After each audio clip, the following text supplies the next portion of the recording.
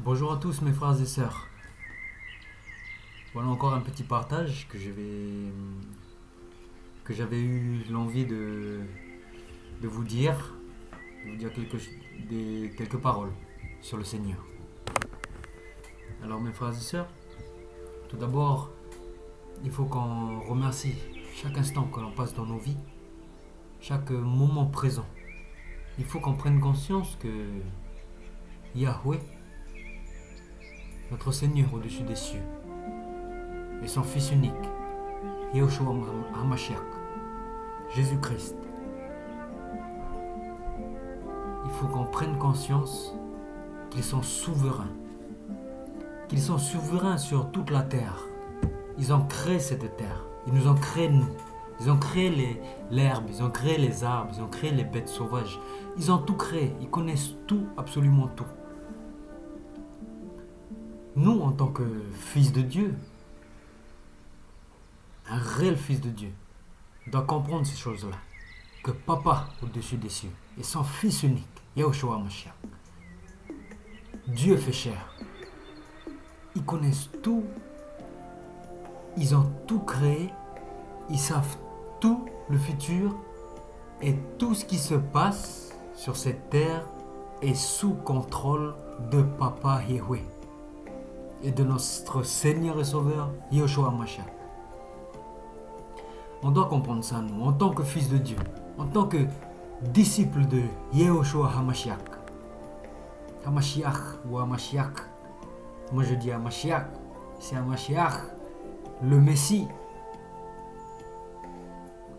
Nous sommes ses enfants. Nous devons comprendre ça en tant qu'enfants. Mes frères et sœurs, pourquoi je vous dis cela? Car cette prise de conscience, c'est un don de Papa. C'est Papa Céleste, c'est notre Papa Céleste qui nous donne ce discernement-là, de comprendre que tout ce qui nous arrive dans notre vie, que ce soit des malheurs, que ce soit des bonheurs, que ce soit n'importe quoi qu'il arrive, notre respiration, ma vidéo que je suis en train de faire aujourd'hui, celui qui m'écoute là, toutes ces choses-là, c'est Papa qui les contrôle. Tout est géré par Papa et par notre Seigneur et Sauveur Yahushua HaMashiach qui forme qu'un avec Papa Yahweh. Comprendre cela va débloquer beaucoup de choses dans notre vie. Mais comprendre ça, c'est pas une œuvre. C'est pas une œuvre que l'homme doit fournir. Il ne doit pas apprendre des choses, il ne doit pas faire des choses pour avoir cette révélation-là. C'est Papa qui la donne. Papa la donne, non pas à celui à qui il veut.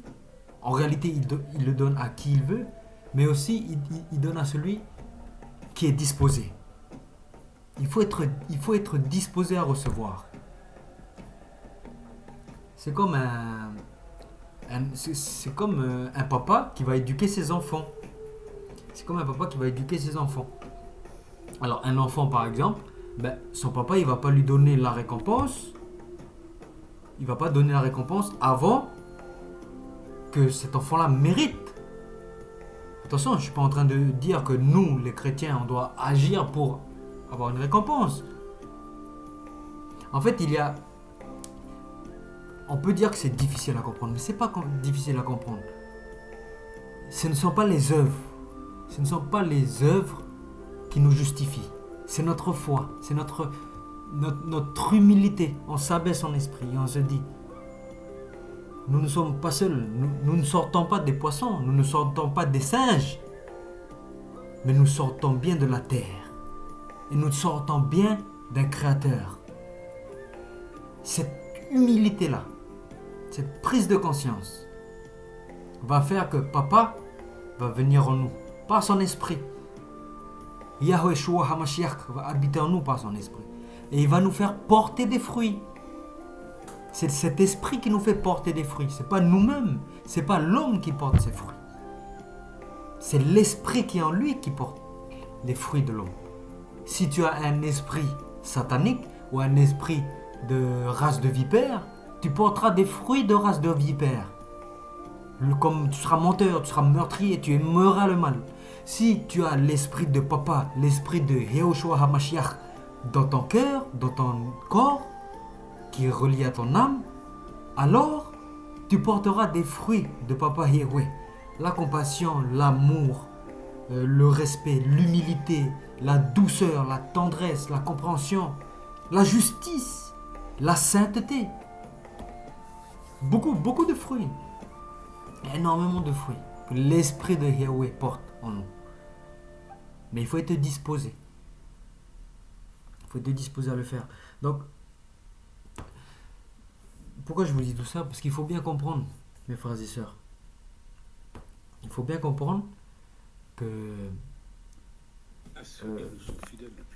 comment dire ça?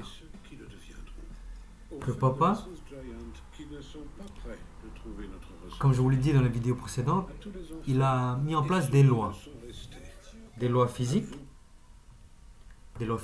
mais aussi des lois spirituelles. Ce sont les plus importantes, ce sont les lois spirituelles.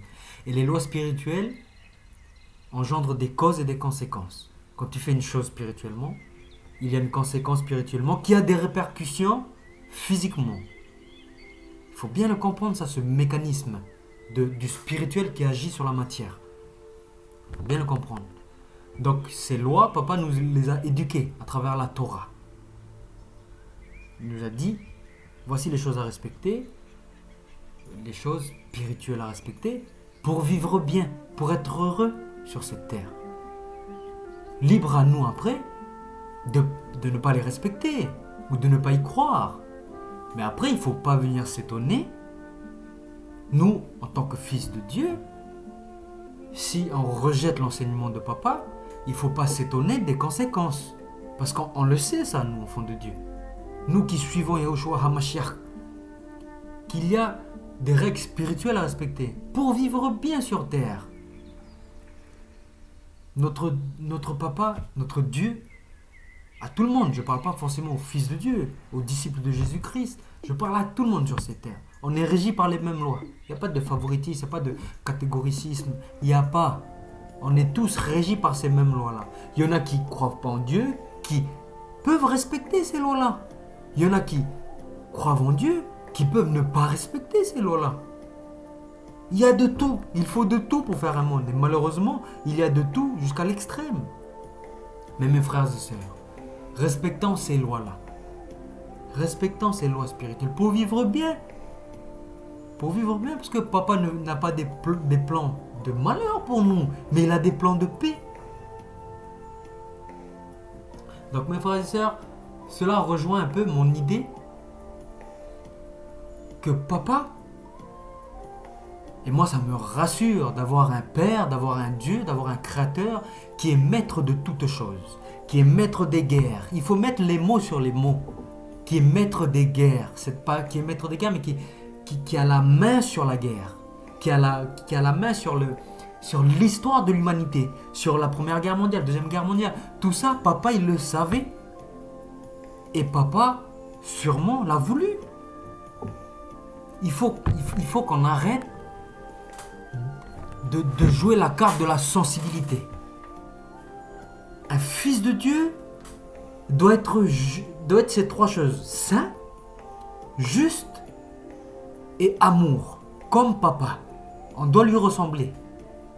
Mais ces trois choses-là doivent être intimement liées: sainteté, justice, amour.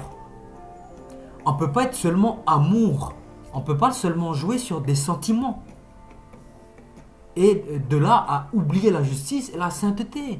Car papa n'agit pas comme ça. Papa, c'est un Dieu, Yehoshua HaMashiach, le Père Céleste. C'est un Dieu d'ordre. Il est carré. J'aime avoir ce papa-là. Et il n'est pas méchant, papa. Quand on ne respecte pas une loi spirituelle, dans sa justice parfaite, il y a des conséquences. Papa est obligé. Ça peut être la mort, ça peut être une catastrophe, ça peut être des choses que pour nous les humains, on est vite sensible à ça. On voit des guerres, on voit des personnes mourir, on est vite sensible, ça nous fait mal. Et on se dit, si Dieu existe, Et on peut oser se dire, moi je me dis plus ça, je suis fils de Dieu, je crois que c'est papa qui l'a voulu, mais on peut se dire, ceux qui ne croient pas en Dieu ou ceux qui doutent, si Dieu existe, il ne peut pas permettre ça. Mais il faut arrêter de pointer du doigt notre papa.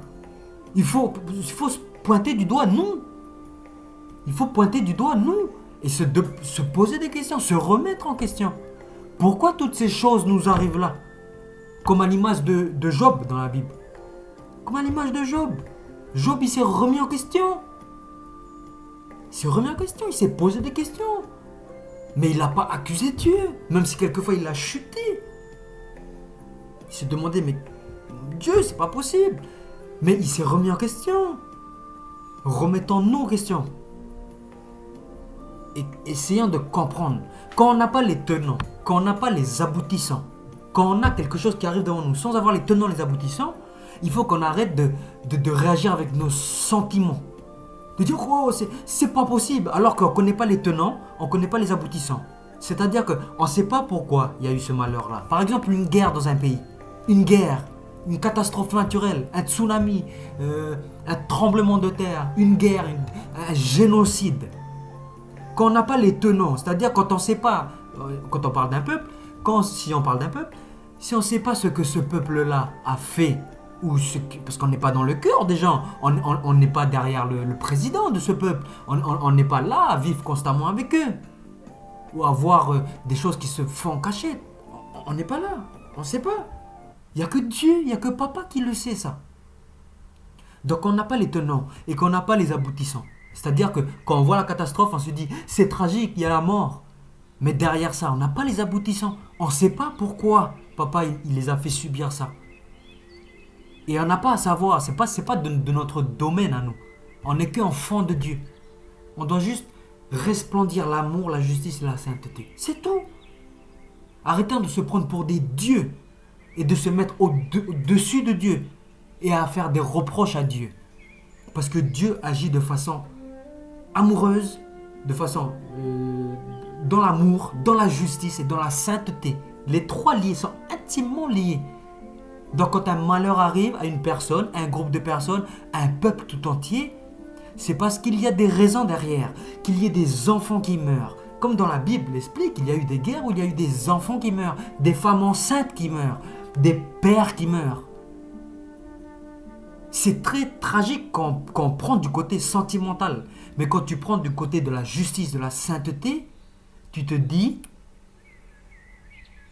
il y a quelque chose qui manque.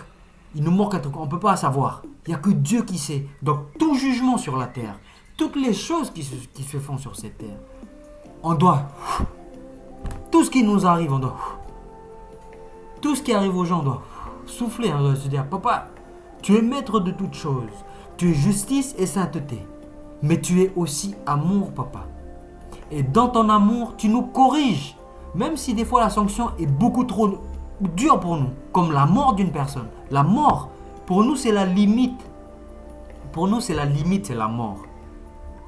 Mais arrêtons d'être égocentriques. Pourquoi on se base dans notre mentalité à nous? La mort, c'est la finalité. Mais pour Dieu, pour papa, est-ce que la mort, c'est la finalité? Je pense que pour papa, il y a quelque chose après la mort. Il y a l'éternité. Donc papa, il n'a pas la même vision. Comme quelqu'un meurt ou il fait mourir quelqu'un, c'est qu'il a eu ses raisons, il sait pourquoi, et il sait si cette personne sera sauvée ou pas. Nous, on ne sait pas les cœurs. Papa le sait, mais ce n'est pas la finalité. Pour nous, on dit c'est la finalité parce qu'on a encore une vision toute humaine. Ayant la vision d'un fils de Dieu. Se disant qu'après la mort, il y a quelque chose. Donc, tous les malheurs qui arrivent, qu'il y ait mort ou pas mort, de petits-enfants ou de pas petits-enfants, ayant l'humilité de fermer notre bouche et de dire, papa, tu es souverain de toutes choses. Que ton règne soit fait sur la terre, comme au ciel. Mes frères et sœurs, voilà mon petit partage aujourd'hui. Reconnaître la souveraineté du Père, de papa. Voilà mes frères et sœurs. Soyez bénis et rattachons-nous au nom du Fils unique du Fils unique du Père, au nom du Fils unique du Père, Yahushua HaMashiach. Amen.